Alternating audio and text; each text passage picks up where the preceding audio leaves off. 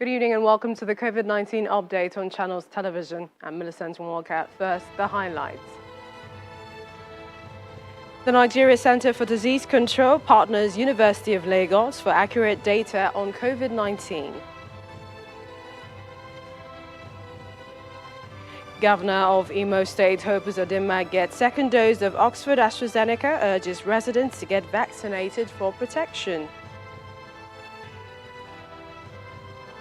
And just days after lifting law, Israel reinstates requirements to wear face masks indoors to stop rise in cases. The Executive Director of the National Primary Healthcare Development Agency, Dr. Faisal Shoaib, says over 1 million people have received the second dose of the AstraZeneca COVID-19 vaccine. During a media briefing in Abuja, he said the agency has extended the timeline for the administration of the second dose by 11 days from June the 25th to July the 5th to enable more people get vaccinated. In the meantime, Nigeria on Thursday recorded 26 new coronavirus cases in 6 states and the FCT. The new cases have brought the country's total infections close to 168,000. Let's take a look. The Nigeria Center for Disease Control has announced 26 new infections reported from 6 states and the FCT in the last 24 hours. This is a drop from the 44 cases reported in the previous 24-hour cycle. Lagos, the only state that reported a 2-digit figure, had 13 cases. Kaduna and Akwa Ibom reported 4 and 3 cases respectively. Kwara and Rivers State reported 2 cases each, while the FCT and Gombe State recorded 1 case each. The latest report includes confirmed cases from Kaduna State for the 23rd and 24th of June. The latest figure brings the total number of confirmed cases to 167,401. 4 states, Enugu, Kano, Nasarawa, and Sokoto, did not report any new cases in this 24-hour cycle. 16 people have been discharged after testing negative to the virus, raising the total number of recoveries to 163,933. No death has been recorded for the 3rd consecutive day, so the death toll remains 2,118. In Africa, there are over 5.2 million confirmed cases of COVID-19 and more than 139,000 deaths on the continent. Across the world, there are more than 180 million confirmed cases of COVID-19 and over 3.9 million deaths. Staying with the Nigeria Center for Disease Control, it is collaborating with the University of Lagos College of Medicine to launch a COVID-19 data collection report, which they say will enhance risk communication and address skepticism. This is around government responses to the virus. The project, which is funded by donor partners, will gather data on the behavioral pattern of citizens and how this affects their responses to the government's COVID-19 safety protocols.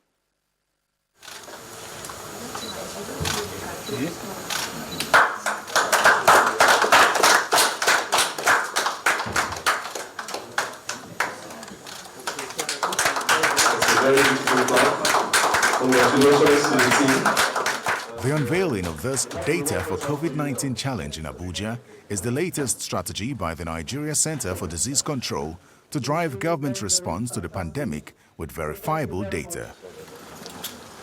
Findings from this project will enhance risk communication around COVID-19 and other infectious diseases. I'm optimistic that at the end of this project, the findings and insights will lead us to inform our leaders better, our leadership in the response, in order to define better how to respond.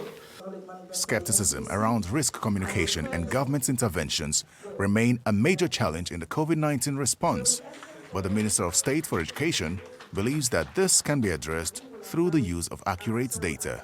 Let data inform us. We are running a country. The dialectics of data versus this sociological context in which you interpret data must always be a dialectic that must be thought about at all times. We want to know the total population in Nigeria who didn't come in contact with this. Why? The tests we perform in Nigeria is very misleading. So you can see 3 million tests, but you've applied them only to 300,000 people over the past 1 year. because we do not have a national identification number to go with it. Many factors have been attributed to the low test rates for COVID-19 in Nigeria, as well as vaccine hesitancy experienced with the ongoing vaccines rollout. It is hoped that findings from this project will help the government to come up with a more effective risk communication strategy that will change the narratives.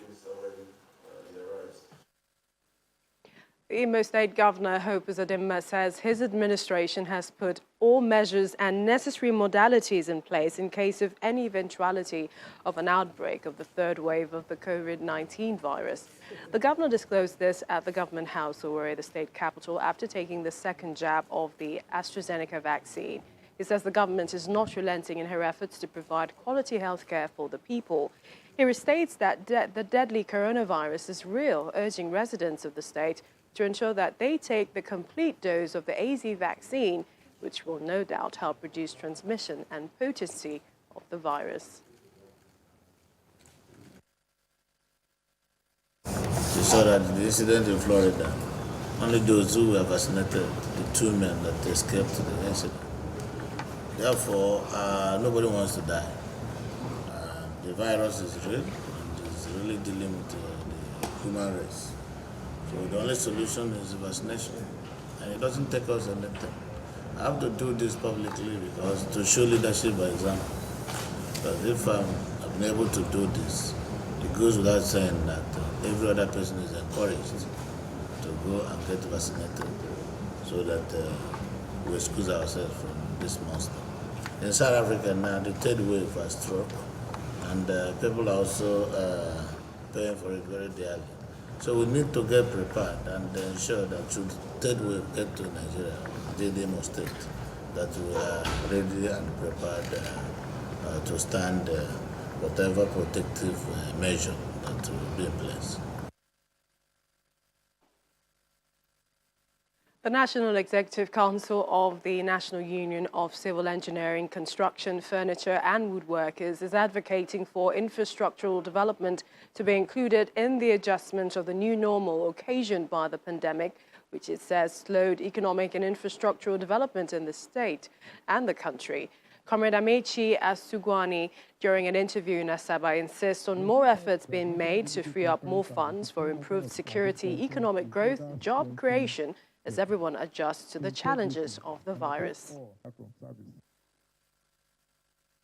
The advent of COVID-19, there is no doubt about that, it's obvious, has affected all sectors. Construction in particular suffered a huge setback, especially in 2020, where government, especially the federal government, that are engaged with the central network of infrastructure, suspended entire activities during the lockdown. So reopening it is almost coming like a new award, which is not helping Nigeria. So COVID-19 has actually affected the progress we intend to enjoy with regards to infrastructure. And we are saying the new normal should also promote infrastructure activity, because using infrastructure to cure insecurity means that through infrastructure we can engage the youth, because the people involved are the unemployed. You find out that graduates are coming in on a yearly basis, and there is no industry that is actually taking this people in. Eventually, you see Yahoo people, and they are now seeing it as another field of operation, which is unacceptable, it's unlawful, and federal government will not just fight crime, but you provide facilities that will swallow these people into engaging them in the legitimate means of operation. The virus is still very much with us. Joining us to talk some about this is Professor Rosemary Aldo, Director of Research, Nigerian Institute of Medical Research, NIMA. She joins us via Zoom. Thank you for joining us on the program. My pleasure. Thank you.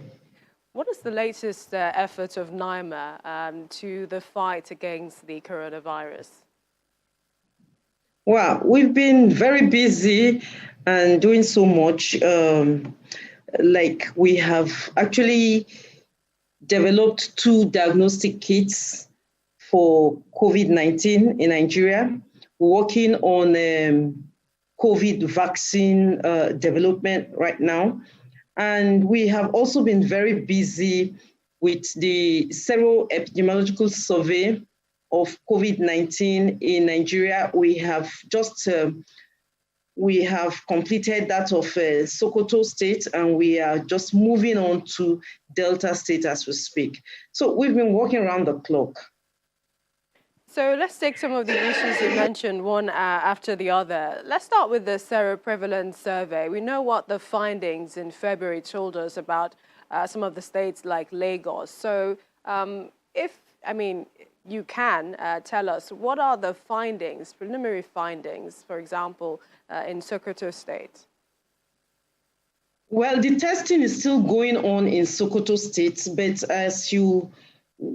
just like in the survey that we conducted in Lagos State, we found that those with active infections are really quite few. And so the PCR testing isn't picking much, maybe because we're not doing much of the testing. Many people are not coming out for testing. But the seroprevalence survey measures antibodies, and it talks about exposure to infection. So how many of these people that we are testing have been exposed?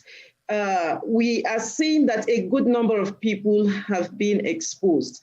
Yes, in Lagos State, we found about 23%, and meaning that about 23% of the population had been exposed. So transmission is still ongoing, okay? Most likely, most of the people are asymptomatic. It's not severe infection that will require admission.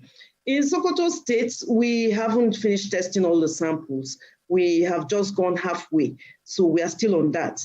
And Delta State, we will be moving into Delta State in the next 1-2 weeks. And the survey will be conducted there. So one thing that I can say is that in Nigeria, transmission is still going on. Transmission is still going on, and people are still at the risk of, with a 23% for Lagos State, for instance. I mean, for the 4 states that was conducted, it was between 8 and 24% or so prevalence. So looking at that, it means that many people are still at risk of infection. When we're talking about herd immunity, we're expecting that at least 70, if we have about 70% of the populace having antibodies, then we can say we have reached there, but we're still very far from there. We have only about a quarter or less, of our population that have acquired antibodies. That was after the first wave. Now, looking at the second wave, we are still testing because the Sokoto State survey is after the second wave, and the Delta also is still after the second wave. So we still should not shout hooray yet, because the symptoms, the infection is still spreading. It's just that the PCR isn't, the positivity rate is low, but it doesn't mean that there is no COVID infection. So I'll still encourage people to still observe these non-pharmaceutical measures. Let's just still be patient until, and then go for vaccination once offered. So that's my recommendation to the populace. It's not over yet until it's over. Just in a few seconds, before we let you go, the WHO is warning of a third wave. Do you think that it is inevitable, seeing as we are way behind in vaccinations? Just a few seconds. Well, if a third wave is being reported already in some countries, there is a possibility of it coming here. Usually, in emerging infectious diseases, a threat in one country is a threat to all countries, okay? So if we're hearing that there is an outbreak, the second wave, or a third wave in a country, we should just put our house in order and ensure that we don't just fold our arms and get caught unprepared. We should keep our watch, be vigilant. We always appreciate your time on the program. Thank you, Professor Rosemary Audu, Director of Research, Nigerian Institute of Medical Research, NIMA. Thank you for joining us on the program. Pleasure. And outside the shores of the country, Nigerians in the United Arab Emirates, UAE, have continued to voice their frustration regarding the prolonged impasse between Nigeria and the United Arab Emirates. Disagreement over the COVID-19 flight protocol has lingered since February and has now become a problem for career professionals and business owners. Here's more with our Dubai correspondent, Maiwa Adeguke. Dismay and confusion best describe the feeling of Nigerians following yet another failed attempt by the Nigerian government and Dubai's Emirates airline to resolve a 4-month deadlock over COVID-19 flight protocols. I have work. I need to go to Nigeria for my work. I can't plan. I can't, tell my employers what's going on because I don't have an explanation. It doesn't add up. Well, I think the Nigerian government should know that it's not only Nigeria, it's not only the UAE that is losing flights into Nigeria. Nigerian business people are also losing in this business, and they should just do all they can to ensure that we start this. Wow, it's been completely devastating for us because majority of our business actually comes from tourism. People coming into the country, hosting weddings. It has really reduced the market for us.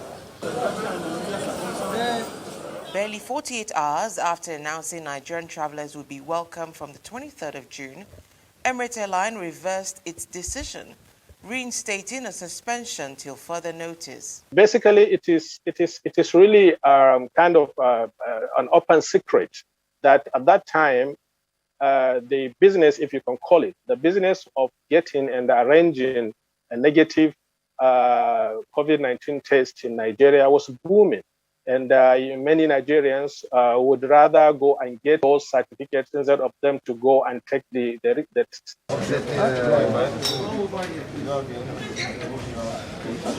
They never give us. That's what they give me. This impasse has been on since February. So UAE government are ever ready to, dialogue and tie knots with Nigeria government. But Nigeria government is the one, being dormant about the reconciliation, negotiation, and resolution. In Dubai's latest protocol, Nigerians are asked to provide a negative PCR test taken within 48 hours. Many say this arrangement only favors Emirates Airline and implies monopoly. On the other hand, the Nigerian government seems to be unconcerned about the impact of this situation on its citizens in the UAE, who now look forward to a high-level conversation between both countries to end the impasse. From Dubai in the United Arab Emirates, Mayowa Adigoke for Channels Television News. The rapid spread of the Delta COVID-19 variant remains the main concern across Europe this week, according to the European Centre for Disease Prevention and Control. Based on the estimated transmission advantage of the Delta variant and using modelling forecasts, 70% of new SARS-CoV-2 infections are projected to be due to this variant in the EU EEA by early August and 90% of infections by the end of August. Let's join Deutsche Welle correspondent Chelsea Delani, who brings us the latest. Hi, Chelsea. With German Chancellor Angela Merkel warning that Europe is on thin ice, urging EU leaders to coordinate travel rules to prevent further spread of this variant, could we see any changes to recently relaxed travel restrictions? EU leaders have been meeting in Brussels over the past 2 days, and travel rules is definitely one of the main topics. The EU has been easing travel restrictions, but what we've seen is a patchwork of rules across the bloc. Countries like Greece or Cyprus, for example, have waived quarantine rules for visitors who have been vaccinated with less effective Chinese and Russian vaccines as well. They've been allowing in visitors from the UK, where the variant is really rampant right now. EU leaders aren't proposing closing the borders again, and they are confident that Europeans will be able to travel within Europe, but they are considering, for example, a bloc-wide ban on travelers from areas where the Delta variant is rampant, like the UK. With the warning from the European Centre for Disease Control about the transmissibility of the Delta variant by August, can it be stopped? Health officials say it's only a matter of time until the variant is dominant here in Europe, but they are hopeful that the spread can be managed. Right now, the Delta variant accounts for about 15% of new cases in Germany, but that number has doubled in the past week. Other countries like Portugal are seeing an even faster spread. Some countries, like Portugal, for example, have decided to reinstitute some sorts of lockdown measures. Others, like Germany, are maintaining their reopening plans, but they're warning that rules for things like mandatory masks and social distancing while indoors are likely to remain in place for the foreseeable future. But the most effective tool that we have against Delta, according to scientists, is vaccinations. Right now, about 50% of EU residents have gotten their first vaccine, but that offers only limited protection against Delta. So there will be a lot of emphasis across Europe in the weeks ahead about increasing vaccinations, potentially shortening the window between the first and second vaccinations, and getting younger people their first and second shots. And still on Delta, its rise has already threatened to disrupt the Euro 2020 soccer tournament taking place in 11 different cities. Will this impact the final matches set to take place next month in London? The UK is still planning to go ahead with the semi-final and final matches at Wembley Stadium in London. There had been discussion about moving the final matches to Budapest because of the spread of the Delta variant, which now is making up about more than 90% of new cases in the UK. But officials there have pressed on with these plans. They say they will have a lower capacity of about 60,000 spectators at the stadium, and those people will either have to have been vaccinated or tested negative. The biggest disruption will likely be to people who had been hoping to travel to the UK to see those matches. Right now, the UK is requiring a 10-day quarantine for people entering the country from most EU countries, and many EU countries themselves also require people to quarantine when returning from the UK. So we're talking about upwards of 20 days of quarantine. For many, that's a big disappointment, as they likely will not be able to see that tournament live. All right, many thanks again. Deutsche Welle correspondent Chelsea Dulani from Berlin there. Now, the Israeli Health Ministry has asked people to again wear masks in enclosed public places just 10 days after ending its mandatory indoor masking rule amid a sustained surge in coronavirus infections attributed to the highly contagious Delta variant. Let's take a look at the global update. Israel has reinstated a requirement to wear face masks indoors in an attempt to stem the recent rises in the cases of COVID-19 just days after it lifted the measure. Concerns have grown after the country recorded more than 100 new daily cases, most of which have been linked to the Delta variant from abroad.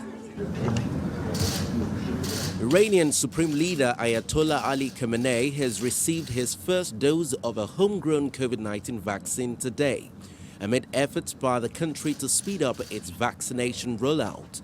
Iran has recorded 83,588 coronavirus deaths, the highest in the Middle East.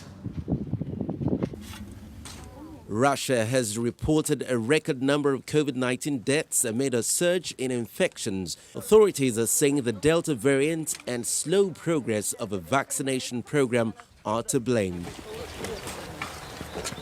The government's coronavirus task force reported 601 coronavirus-linked deaths in the past 24 hours, with 98 in the capital, pushing the national death toll to 132,064.